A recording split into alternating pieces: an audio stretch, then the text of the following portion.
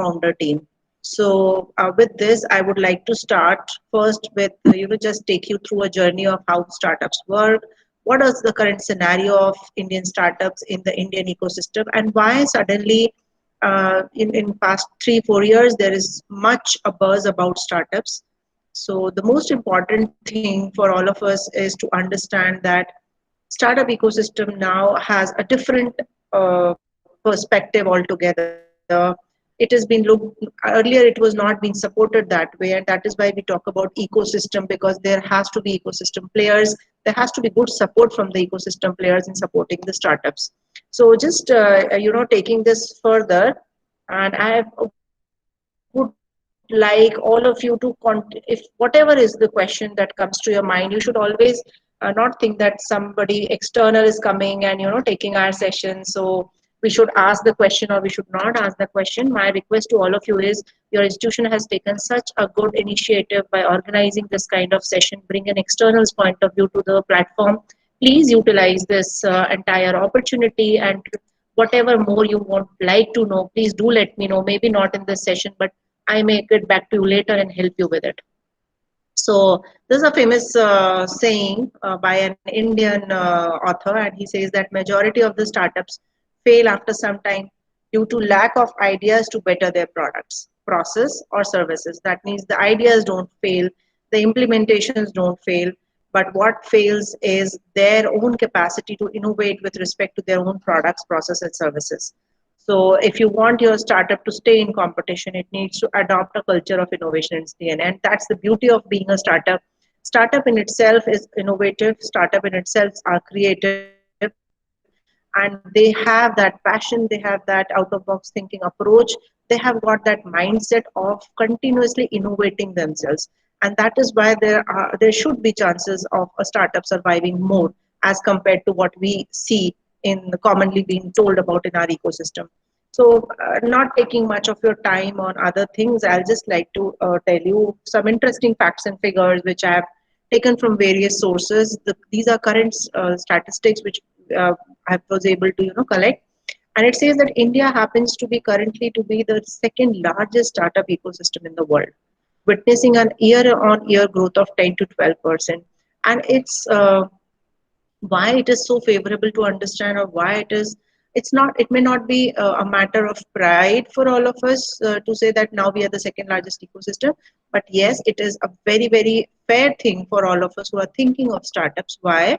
Because the ecosystem is favoring you, the government initiatives are in place, government is helping startups to scale up, and there are a lot of initiatives, like one of the initiatives under the banner which today we are having this session is the Institute Innovation Council. The other platforms, like one which I represent currently, is Atal Incubation Center. So I hope you all understand about Atal Incubation Centers, but I'll just give you a brief when we look into the players of ecosystem. Okay. So 20,000 startups are in India, and around 4,750 of these are technology-led startups. That means India is able to do substantially well in terms when it comes to in terms of coming up with technology-led startups, innovation in terms of technology, and it's a very very positive sign for the new age innovators and new age startups. 1,400 new tech startups are born in 2016 alone, which imply that around 3 to 4 startups are born every day. And this is from a report by Startup India, which they came up with in the year 2020. And if you look into the year 2021, these figures will change substantially on the higher side of it. So this is how we define a startup, not taking much time. These are various sources which define startup in different manner, but one thing which is very common in all these definitions is it is a young company which is developing, growing, is at the first stages of its operation. It's a new venture, new business idea. And if you just look into this, they are trying to disrupt the existing market. So there are many examples of it. A lot of examples you are already aware about. Examples like Oyo and examples like Ola are classic examples wherein we say what is disruption in the existing market. So there was already a model that was existing with respect to renting hotels. booking hotels and using hotel rooms and services, but Oyo has completely changed the concept of booking hotels, and they have brought in technology. It's not just a booking platform or an aggregator where just only hotels are listed, but they have, apart from being an aggregator, they have introduced technology to next level. They are using artificial intelligence even to understand their customers. So they have got level next, and that is what I was telling you beforehand as well, that if you are a startup, so the first thing which Oyo did was they became an aggregator. And by becoming an aggregator, what they did was they brought all the hotel platform, every hotel on the platform together. The second thing which they started was renovating the properties, coming up with small, low-profile hotels which are more affordable. The third thing which they did was they invested heavily in coming up with AI-based technology interventions where they can reach out to their customers in a much better manner. And that is wherein we are talking about innovation, constantly innovating your product, services, and process when you are a startup. If there's any question you want to stop me in the middle, you're most welcome to do it. Okay. So I'll not take much time on this, but technically every institution has defined startup in a different manner. But the most accepted definition like Infosys has defined, NASCOM has defined, Government of India itself has defined. So the majority of people who are players in the ecosystem have already defined startup. But the most acceptable definition of being a startup is a company which is incorporated 3 years or less and is at its funding stage of Series B. Series B comes after Series A. That means if you go into the technical definition defined by Government of India, which has an INR revenue or turnover of around 25 CR. So uh, this is according to the startups report by Startup India, and as per this report by Innovin Capital, it says that there are leading factors due to which they are acting as drivers to the startup Excuse ecosystem. me, ma'am. Ma'am, excuse me, ma'am. The Yes, slide is madam. not moving. The slide is not moving, ma'am. Not moving. Okay, Yeah. thank you very much, ma'am. I will again share. Just do let me know. Okay.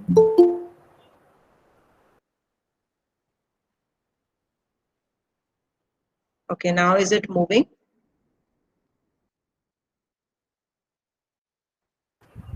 No, ma'am. It's not been shared, ma'am. Okay, I will share it again. That's the biggest hurdle currently which we face on these online platforms. Yes, ma'am. Uh, Now is it available to all of you? I've shared No, it thrice. Huh? No? no, no, no, Okay. no, What no. I will do is Yeah. I will unshare it completely and I will share again. Okay.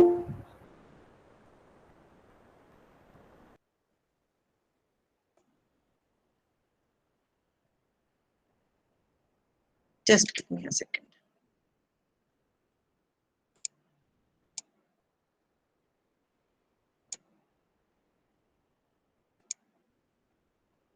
I hope it is visible now. Yeah, ma'am. It's visible now. Yes, Thank you. ma'am. Thank you very Thank much, madam. So the leading factors that make India appealing as a startup nation are cost of doing business, proximity to customers. As you all know that India is the biggest global market for consumers and size of domestic market is very big. 7 million college graduates per year and 55% of youth prefer working in startups over corporates. And I'm very happy to mark this, which came in this Innovent Capital report of 2021. Earlier, 5 years back, the biggest problem which startups was facing was the new employees were not willing to join startups because they said their boss is too young, and how can they have security, and how can they take orders from a very young boss. But the scenario has completely changed. People are now preferring to work with young people, young boss, despite of the fact that their companies do not have much experience. Their companies itself are new, 2 year, 3 year old, 5 year old companies, but still people are preferring. 55% of youth prefer to work in startups because these students or these youth who work in these startups are also very innovative, creative, and and they do not want to do monotonous job. They do not want to do the same thing over and over again. They also want to come up with new things. They want to experiment with their life in the initial years of their job employment, and that is what the entire scenario is changing. And the median age of founders was found to be around 31 years. So that's a very remarkable thing which is happening in the market. A lot of people, after doing 3-4 years of job, are also coming back to startup, doing their own startup when they have gained enough experience of running a business. So a lot of things are going favorable. Parents or the society in common have also started accepting startups. Earlier, it used to be like, get a good job in a good company, take a very big company. If not a government job, at least take a stable company like Google or TCS or something like that and settle for that. So, but now it is changing. People have started understanding that people there should be a chance which should be given to the youth to come up about something new. And we are the second largest consumer internet market in the world. And post COVID or during COVID, we have seen that tech interventions, tech jobs, and outsourcing things, we were excellent at doing that, and we adapted very fast in terms of the new age technologies which was required for work from home culture. So what happens when startups innovate? So we say that they bring in competitive advantage and efficiencies to the market. So if you just talk about any example, be it Ola, be it Uber, be it Oyo, be it Amazon itself or Flipkart, what have they done? They have changed the entire market dynamics. They have bought in competitive advantage. Now you know what are the fair prices of the product and what are the prices at which different people are offering it. Earlier it was available, but it was still difficult to compare products, compare features, have a good discount and everything. But this is wherein the market becomes efficient. When players come into the market, when startups innovate, then they bring in new product, they bring in new kind of service, they offer at very competitive prices with very personalized and customized approach to the customers, and that is wherein the market becomes efficient. Then they offer high-end tech solutions and solutions for real-world problems and challenges. So this is the bottom line of startup, that how you start up. When we do an ideation workshop, this is the first point from where we start, what to ideate and how to ideate, how to reach to a real world problem, because you may have identified several problems which are real world problems for which people want solution. But for doing a business, the solution should be a solution for which customers are willing to pay. That is very important. So that is what we do in the ideation workshops, and which is at a later stage.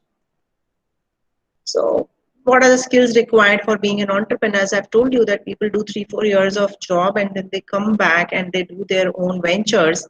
Why? Because they have gained enough experience. When you are an entrepreneur or when you are a startup, so usually it is a team of 1%, 2%, or max to max 3% are usually there in a startup. And what they do everything from managing the technology to managing the processes, hiring people, training, sales, marketing, managing the production quality. Everything is what these three people are doing initially in the first 6 months, 1.5, 2 years of their business. And then they slowly hire Ma'am, people. So yes, ma'am. Ma'am, the slide is not moving. Are you in still the? not moving. No, ma'am. Are you in the fourth slide or sixth slide, ma'am? Skills required for an entrepreneur. No, ma'am. No. Oh my God. Just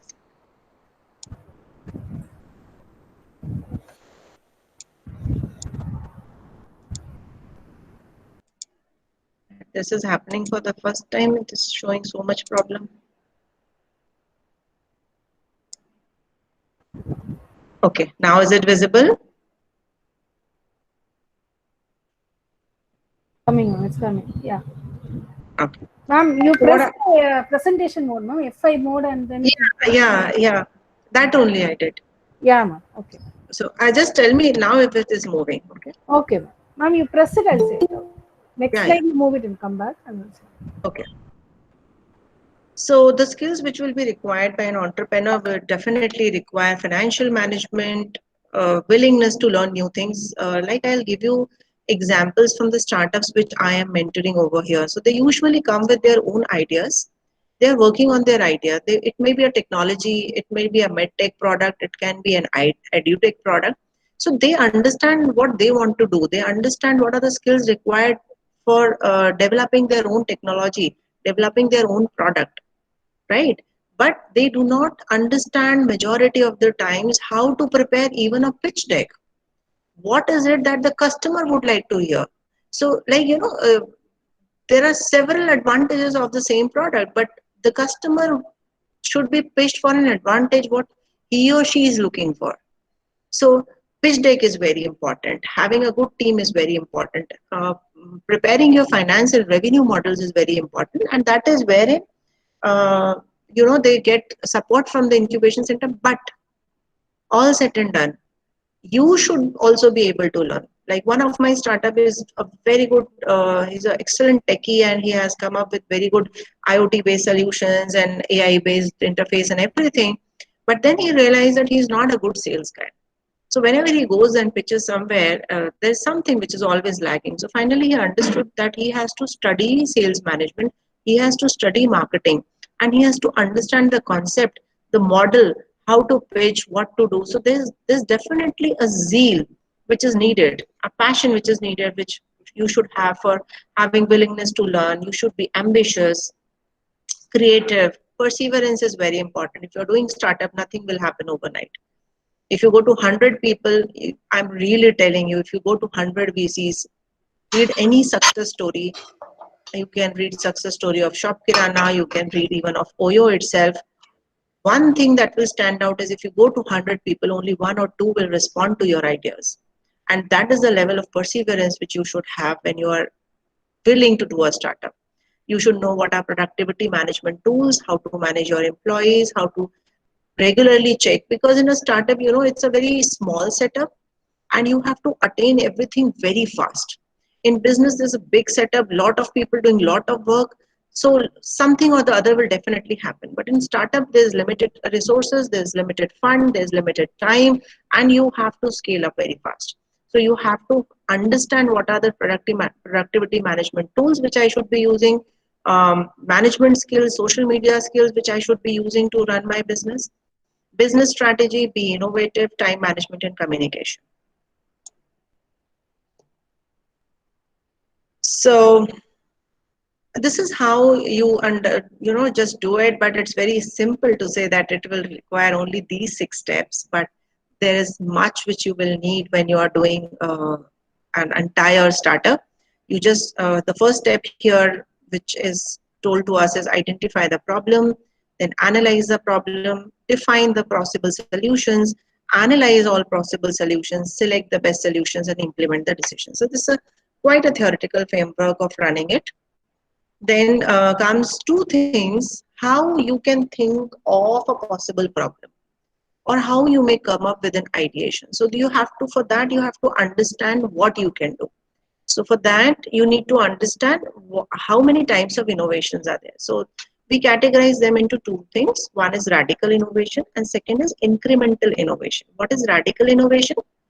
The word itself says radical. That means what you are doing, there is an existing product or service, and you come up with entirely new product or service or a process. That is called as a radical innovation. Like you can take example of any tech-based startup, just say White Hat Junior for that matter. You come up with a radical, innovative products and services. Online education was always there, but White Hat Junior has actually, taken it to the next level. Then incremental innovation, product and service are already existing, and you keep on adding something new to the product. For example, um, like your mobile phones, for example, earlier it had a camera phone, it had a music, it had calling facility, it had storage facility. But then came a concept where your phones became your computer, and your televisions became your phone, and your computer became your television and mobile phone and everything. So now you have got all kinds of apps, you can do payments, you can scan QR code, you can make a PDF document and do everything in your mobile phone. That's an incremental innovation. Slowly, slowly, we are adding whatever can be added to it. and making it a better product. So I'll keep on adding changes to the existing products and services. So stages of venture creation, the first step which we are already discussing, it is ideation, then concept development and commitment to it, then validation. So in validation also there are multiple steps. The first happens to be the minimum viable product. So you come up with a minimum viable product, you test it with your consumers, limited consumer, you improve upon and you come up with the MVP thing, you validate your idea, and then you start implementing your startup and scale it up and establish the startup. So players in the startup ecosystem is very important for all of you to understand. Ma'am, excuse me, I ma'am. hope the slides are nice. Ma'am, the slide is not changed, ma'am. Just a sec, madam. I don't know why this is happening today. Just a sec. I'll do it again. Ma'am, at least you convert to PDF and open in tab Chrome, ma'am, and then share it, ma'am. Page down if you put, it will be easy, I think. Ma'am, sharing the whole screen would help, ma'am. I think you are sharing Yeah, that I'm video. doing that. The entire screen. Just a second. I'll do it again. Just a second.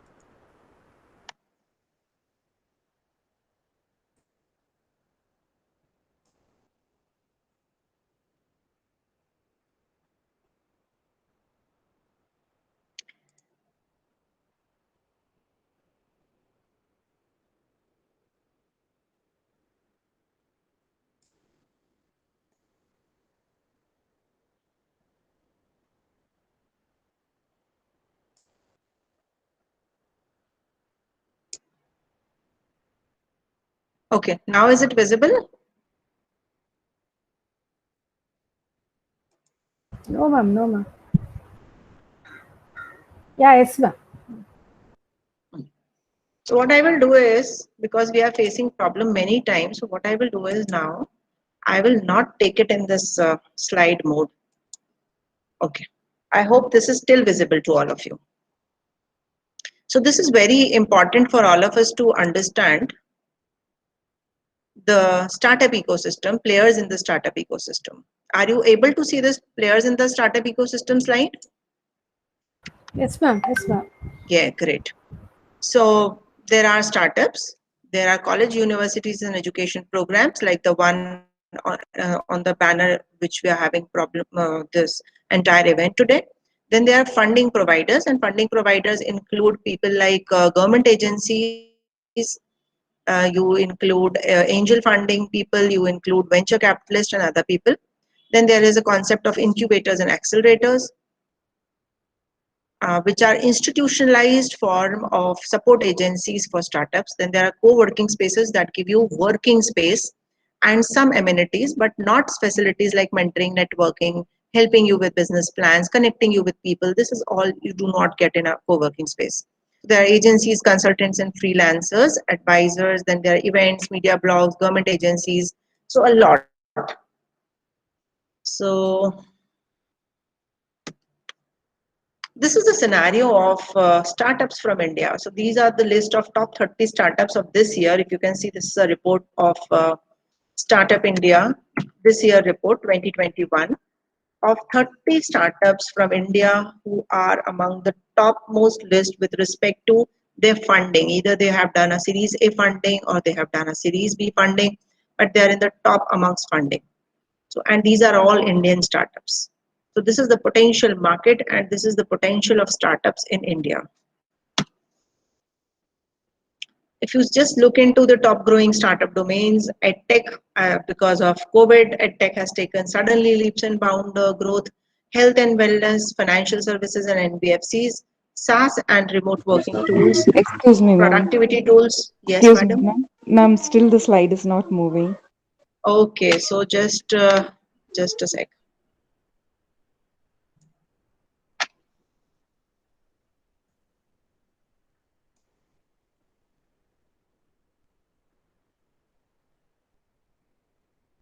But it is still showing me that you have shared the screen.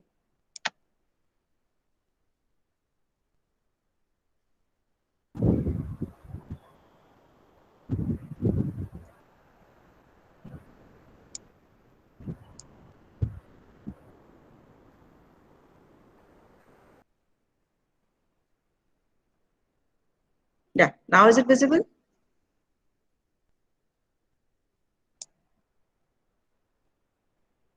Yes, ma'am, it's visible. Yes, ma'am, Okay, it's thank visible. you. Thank you. Sorry, there's so much of problem today. I don't know why.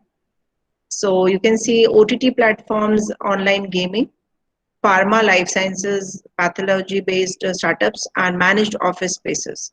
So this is also which I have. This is not something which I am saying. This is also a study which is done by Startup India, and they are saying that these are the top growing startup domains. And SaaS, you have seen, has been catching up very fast nowadays. Is it visible? The next slide. So there are 13 startups who have already made it to the first 4 months of 2021 in the category according to Inc. 42 report. So there are AI, ML, robotic technology will be the future startups, health tech, social commerce, and this is a report which has been done by Inc. 42.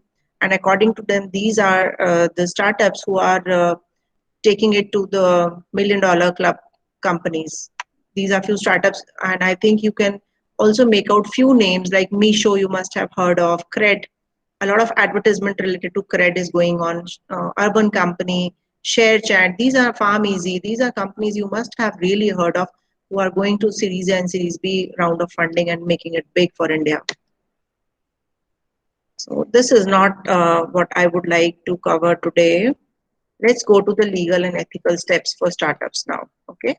So what are the legal considerations for startups? So what the biggest mistake which startups usually do is that they friends come together, they form a startup, and they start doing a business without really defining what will be the code of conduct of work, who will do what, who will hold how much share, because it's a mutual understanding. And then a lot of companies do, just dilute because at the later phase, the founder and co-founder are not able to work together with each other. So the first and the foremost important thing is we should be able to define the key terms of co-founders agreement. That means whenever you start a startup, you should always have co-founders agreement in place where scope of work, percentage of equity shared, percentage of profit shared, even if it will come in future, must be defined on paper. So the legal considerations means everything possibly, whatever you can imagine, should be on black and white. Choose of entity of startup. This I will just tell you how to do it. Protecting your startup with IPs, term sheets and business models, splitting equity between co-founders, understanding ESOPs and sweat equity, legal mistakes which startups do, that is when they do not have a agreement in place, when they deal with a consumer and they do not have agreement in place, when they deal with a supplier and the supplier doesn't give raw material on time and they land up in a bad place. So these are all legal mistakes which we do. Just a sec.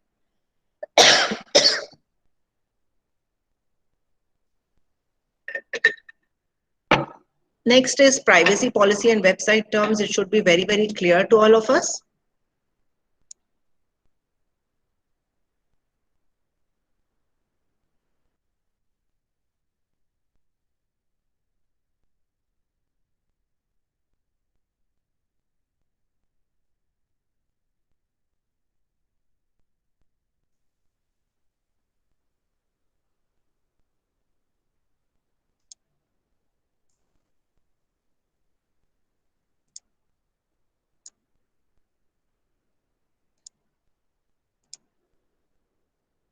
So then moving on, next, legal issues for startup include IPs, contracts, antitrust, fraud, employment, and torts.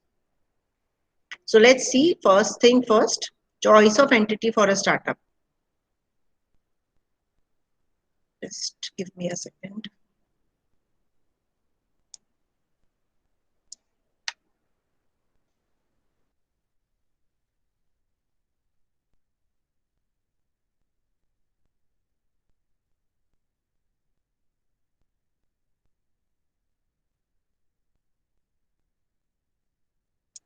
Okay, do we have any question till now? Because I have straight away jumped to the next topic because I understand that it will be Yeah. difficult to cover the entire topic which we want to do today.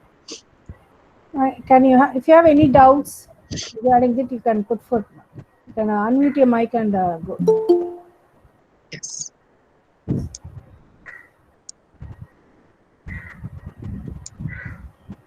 So usually when startups come to us, they usually say that, madam, we want to do a business and it is in a very, very young stage. So why should we form a company and why should we do all these things? Because it will come with lot of paperwork and other things. So they go usually for sole proprietorship.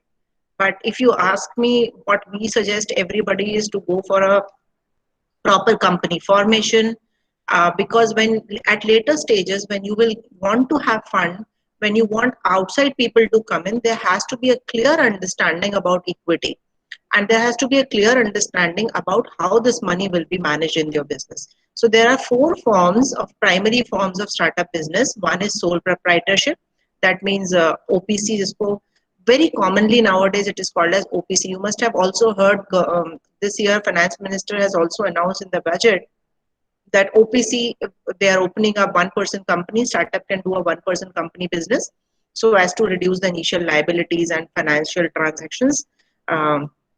Second, they have also allowed NRIs to do set up OPCs and work. So sole proprietorship, partnership companies, limited liability companies, and corporations. So what is a sole proprietorship? You have understood very clearly. It is, single individual doing a business and not into much of legal, not much of a legal entity, very inexpensive form. And you will be no separate taxation on business earning is required. You will, but the disadvantage is you will not be treated in the category of a startup, and you will not be able to enjoy tax holiday like Government of India has announced tax holiday for 3 years for startups looking into the current scenario. So this is all which you will not be able to avail if you go for sole proprietorship. So there's no ability for shared ownership or equity incentive. That cannot be done in a sole proprietorship company. And that is why it is an unattractive arrangement for a startup. There's no liability to raise equity capital. There's no ability to raise equity. That means if you take borrowing from somebody else or if you get funding from a VC fund, then you cannot manage it in this a sole proprietorship firm, and they will also not be interested in coming to a startup which does not have a proper company formation. So there's limited ability to enjoy capital gains or acquisition of a business, and there's no entity to sell in an acquisition or IPO. So this is the limitation of sole proprietorship. Second is a partnership company, and in partnership there are two types of partnerships. One is a general partnership and one is a limited partnership. In general partnership, what happens? All partners are active. See, I'll just like to tell you one thing. I will share all this content with all of you. I am just trying to give you an idea, some reflection on what all happens and where it is more important. Like I feel that you should have a proper corporation formation. So that is wherein I would like to stress more. But for your understanding purpose, I would love to share these slides with you. You can go through them, and I'm trying to come up with important points because these are like 2-3 topics merged into one. So it takes a lot of time to do it. Okay. So general partnership and limited partnership. And in general partnership, all partners are active in the conduct and management of business and are jointly and severally liable for all partnership obligations. This is called as general partnership. Limited partnership. So in limited partnership, what happens that there can be 10 partners, and out of which two may not be in a partnership. That means that they will say that, okay, I will invest, but I will not be in the operations and management, but I will be into profit sharing. So this is a different kind of arrangement where you limit yourself with respect to work, with respect to operation, with respect to profit sharing, with respect to distribution of money, and with respect to handling the day-to-day affairs and handling the legal affairs also. So when you limit yourself, that is why it is called as limited partnership. So there may be 10 people, of which 4 may be saying that, okay, we'll be doing everything and we'll be sharing more profit. And one may be saying that I will only invest money and proportionate to my money. If I like the return which you're offering me, I would like to be a limited partner.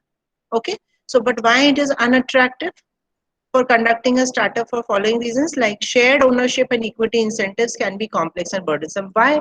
Because what happens in partnership, friends usually form partnership companies. And initially they are very good friends because they are very passionate about the idea. So all two, three of them divide equal equity, and then later what happens, one of them is not paying that much amount of time or energy or passion as the other two are doing. So then there is a problem, and this is a case in majority of the startups. So that is one of the reason you have to be very, very clear about going in with a partnership firm. It can be difficult to raise equity capital because ultimate gain is you just cannot think that I want initially to earn 50,000 rupees, and when I reach 10 lakh rupees, I'll not be expanding my business. No, you want more money, you want to expand more, you want to first go to your city, then to your state, then to entire pan India, and then you want to go global. This is with the perspective with which you open a startup. So you cannot limit yourself where tomorrow you cannot have equity capital coming into your company. So that is why we move to the next one. Limited liability company. So like the word says, limited liability. So there is limited liability. Company is owned by members with their ownership being represented by either units or percentage interest, and the company's operations are managed by either members or managers. So there are more people coming into this picture, but limited liability companies are again difficult to manage because what happens that every year you have to issue a tax form to them. So it is burdensome for startups to do so much of legal filings and other things. So that is one thing. Then investors limitations on the ability to invest and flow through entities such as limited liability companies, because limited liability companies come up with limited liability to the partners itself, right? So then your equity is at a very high risk for people who are coming and investing in your company. And in the IPO, the equity markets will demand conversion it into a corporation. So ultimately, where we land into this part, forming a corporation. And this is a separate entity. You are protected from personal liability against the business obligations. A corporation is owned by shareholders, operated by officers, and overseen by board of directors. So there's a setup. So there are shareholders who are owners of the business. There are people in the team who are having different roles and responsibilities, and there is a board of director that can manage the shareholders. So everything is in a very systematic form in a corporation when you form it. So venture, if you see what is attractive here, venture capital investors generally prefer making an investment in preferred stock of corporation. All shareholders are bound by non-contractual charter documents that are approved by requisite members of holders. That means there is a system. Nobody rules the company for the fact that, I was the person who founded it. So today or tomorrow or 10 years later, I'll be doing what I want to do. Company has to run like a living person. It has to be taken care of like a life itself. So that is very, very important. Initial public offering generally is conducted through a corporation. So this becomes even easier when you want to go for an IPO. It is very, very technical. It takes a lot of time and it takes a lot of energy to understand the ethical legal part of things. Just this part, which company to choose.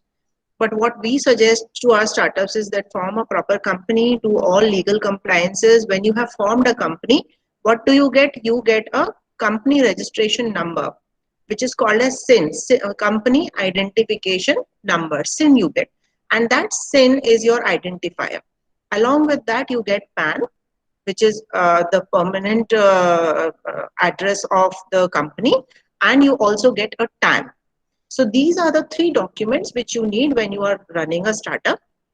Then, depending upon the size of the size of the company is greater than 20, you also have to go for Gumasta.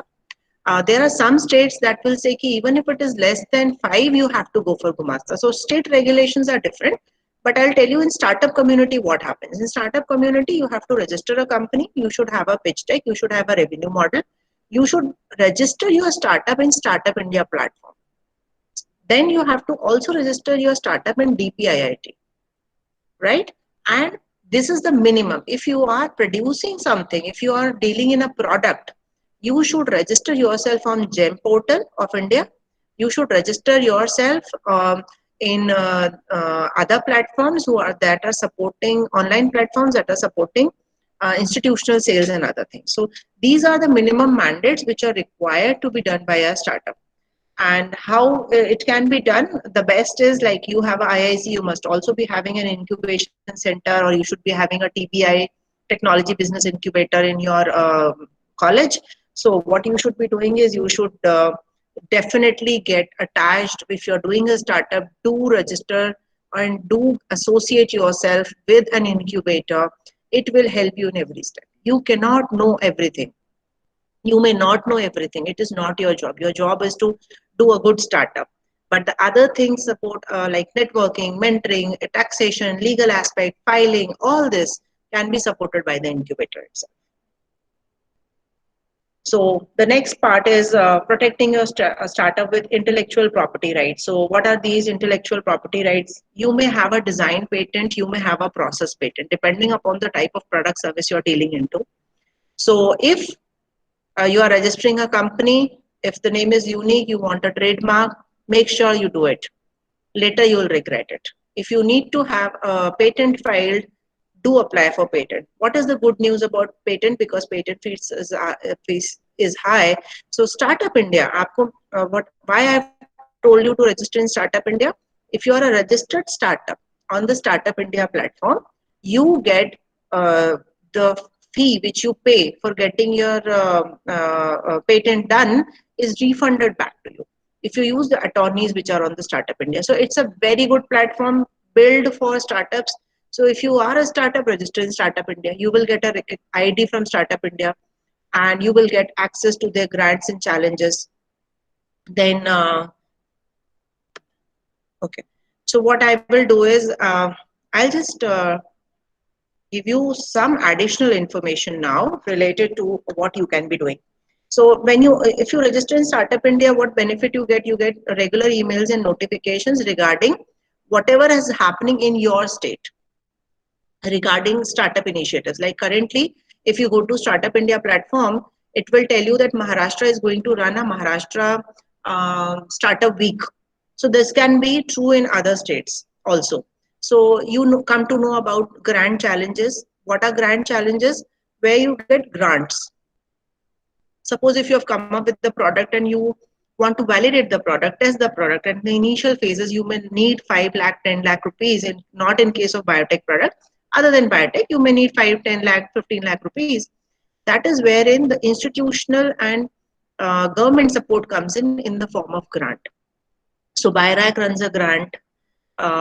If you are a person who has done some innovation on the platform of support services or products for defense, so there's a platform of edX by Government of India, and edX helps you. edX gives you grant because there's a separate grant for startups who are trying to solve problems in the category of defense products and services. Then there are grant by Startup India, there is grant by NABARD, there's grant by a lot of people where which you can find depending upon the type of startup you have.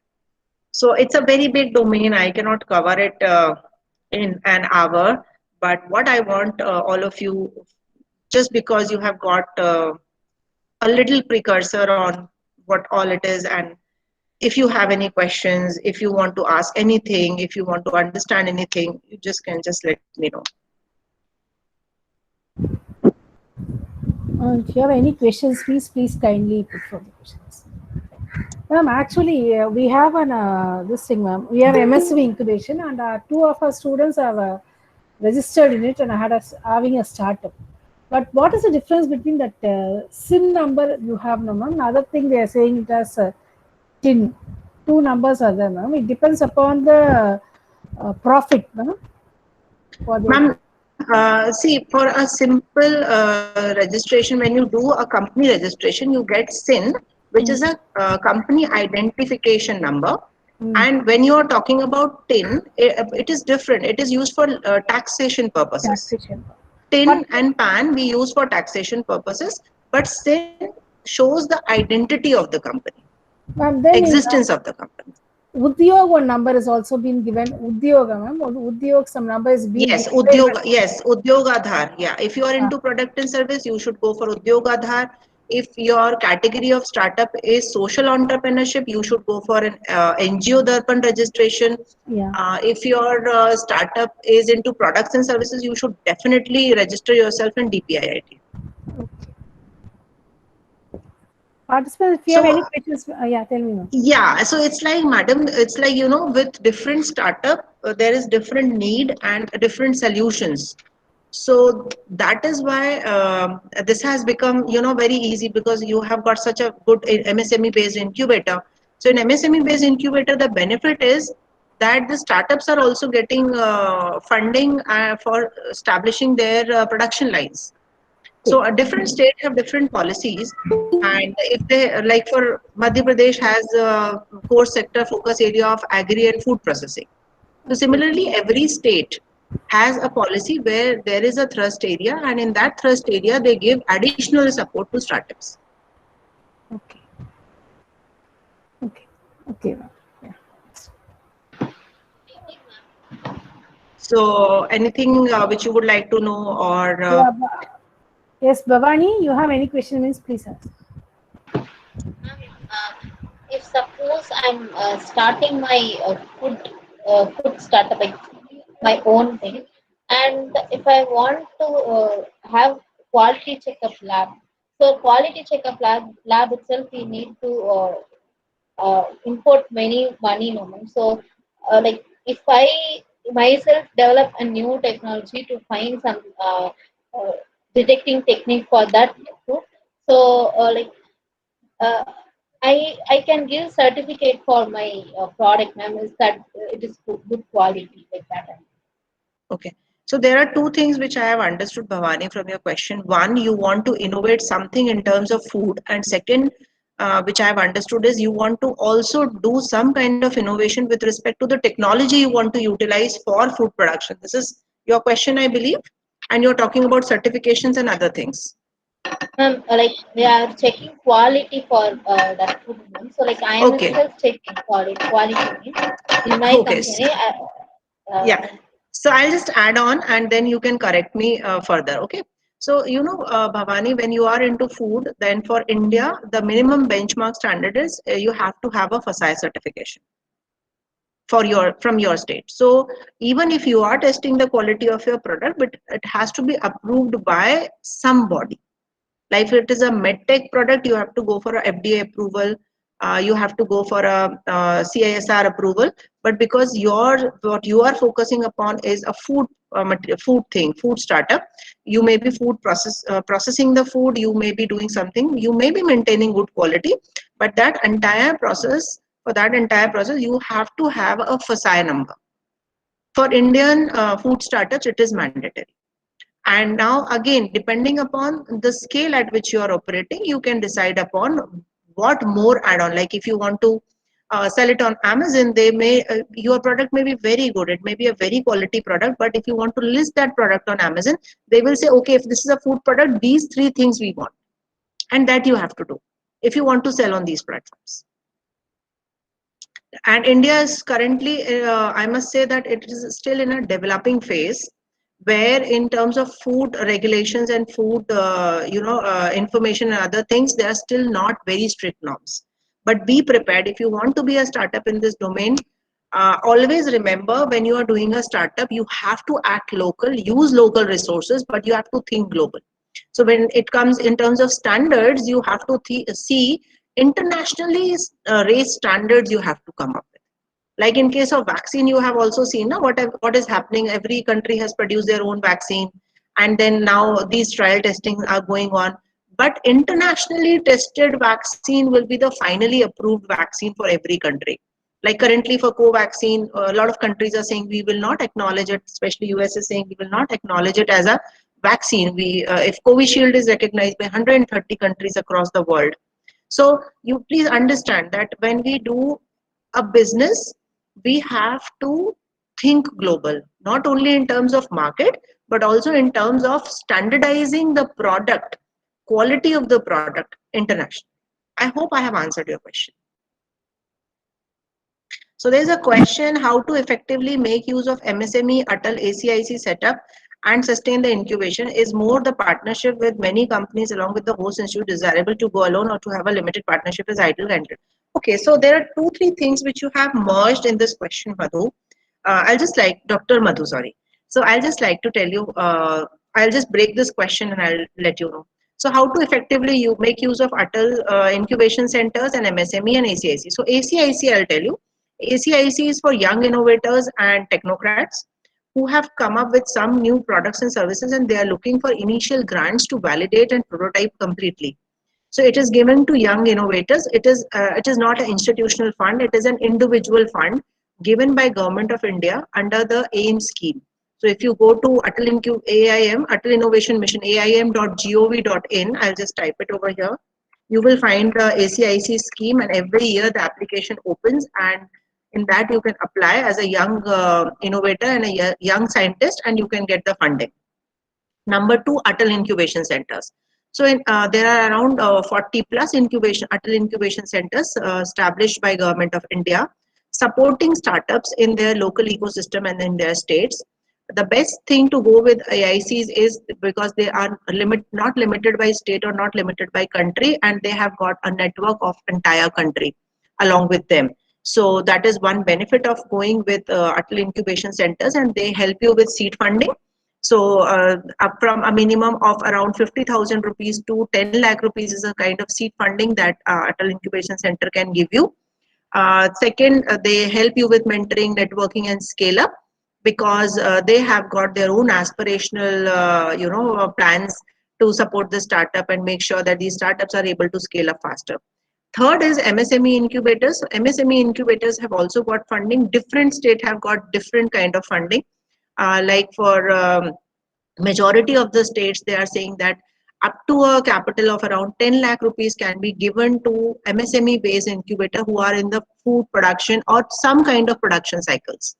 However, my sincere submission to all of you is do explore Startup India. And in Startup India, you can go to your state, like your college is in Tamil Nadu, you can go to Tamil Nadu and see the MSME policy, Startup India policy of your state. So there are many advantages, like Kerala gives an additional incentive to startups for a period of around 3 years who do startup over there. So you can also see what is your state offering you in addition to the standard policies of MSMEs. So this is one part of your question. And second is, I think it is related to the partnership thing. See, it is very easy to say that you can run a company alone, but frankly, if you ask me, it is not easy. You need people to help you. You need second view. You need second advice. So you should have people, but yes, initially you may start alone, and then you can, have people on the retainer model.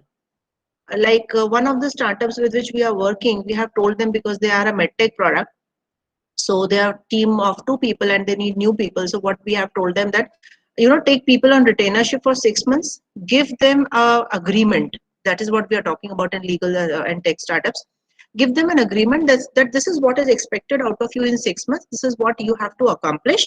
And on accomplishing that, we will give you sweat equity. We can give you ESOPs, and this will be the future package if this is what we get a conversion from you. So, but then you should have a roadmap. You should have a legal advisor. Depending upon the type of company and the product sensitivity, it's a med tech product, it's a patented product. So, tomorrow people may leak it. So that's also, you have to do proper agreements with employees that they cannot disclose the technology at any point of the time. They cannot replicate it. They cannot work in a similar company after leaving your company for a year. So this is all very technical. Depending upon every startup, we have to see how to help them and what is best for them.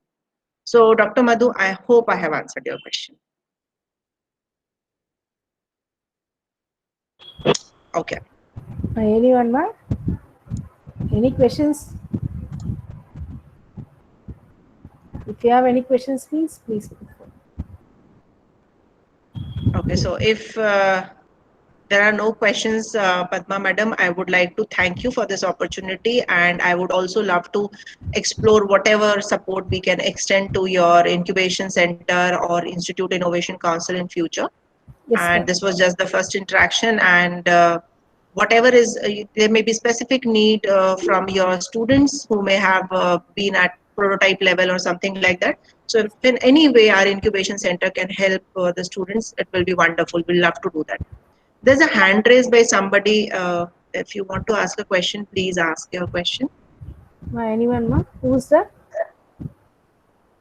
Hello. Yeah, please ask the question. I was a bit, fast today because we had so much to cover in small Ma'am, span of time. any specific schemes for women? Yes. Very good question. See, I'll just type in the chat box. See, NSR cell, then Vanasthali, then there are women entrepreneurs startup in. Please go to Startup India portal. Today itself, they have launched one program for women. Specifically, these are very good programs. Then I am Bangalore does these kind of program for women innovators in NSR cell, which is their incubation center. Vanasthali is a 100% women-led incubator. They support women entrepreneurs. So they run a lot of programs specifically for women entrepreneurs. So Startup India is also launching one program. They have launched it today. So see, the bottom line is that the more questions you will ask, the more answers I can give. Are they support any traditional venture? See, a startup, what is the difference between startup definition and venture definition? I'll just let you know. Traditional venture and startup, the fine line between them is innovation and creativity. What is it that you have changed, be it in terms of product, be it in terms of service, be it in terms of process? So there was already a market, there were buyers, there were sellers, but then how Flipkart was recognized as a startup? For the simplest reason that they innovated the process on how they were selling. They made it into an e-marketplace. So if you have justifiable reasons that this is not a traditional business and that is wherein you have innovated and now it can fall under the category of startup, it is definitely a startup. But then we have to discuss it further.